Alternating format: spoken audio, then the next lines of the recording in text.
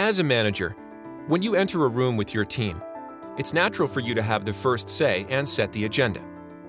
In mediation, it's the mediator who structures and manages the process.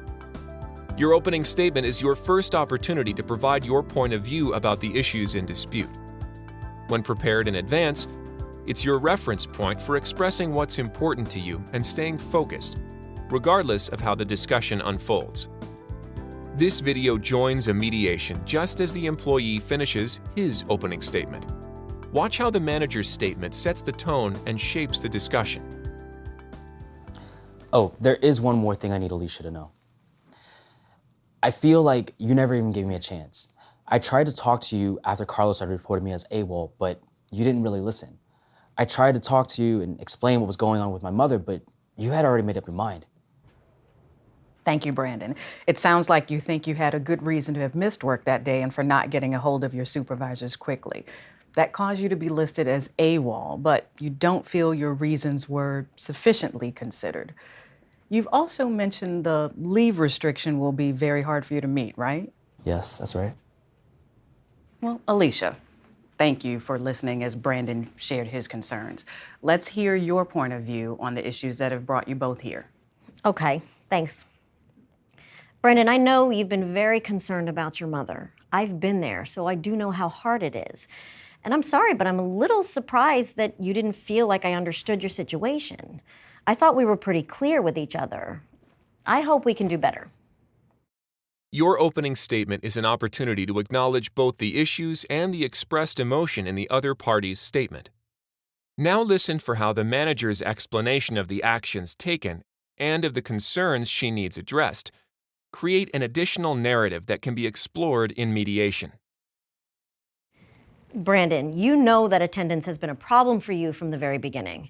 At first, it was late arrivals, then it was long lunch breaks, and then some reason or another to be away from your desk. We worked with you to make changes to your schedule that seemed to help, but these things just keep happening. Before issuing the leave restriction, I reviewed your time cards and Carlos's notes on your attendance. Carlos is Brandon's team lead. In the past 6 months, you've called in sick 7 times. You've depleted your sick leave and a lot of your vacation leave as well. And of course, the other concern is that we often don't know what's going on. You say you leave a message for Carlos or me, but somehow that message doesn't seem to get through to us. I personally have talked with you about how disruptive your attendance issues are. You improve for a little while, but then backslide. This has got to stop. Your opening statement also allows you to communicate your commitment to working toward solutions that both help the other party to be successful while also meeting requirements important to you. I'm glad I'll have the chance to work on the expectations of the leave restriction. I feel confident we can design this so it helps you keep us informed, arrive to work, and be at work during your duty hours, and request and use leave appropriately.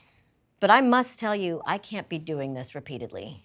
I need you to acknowledge how important attendance is to me and your team, and to make a commitment. I can't allow this to continue.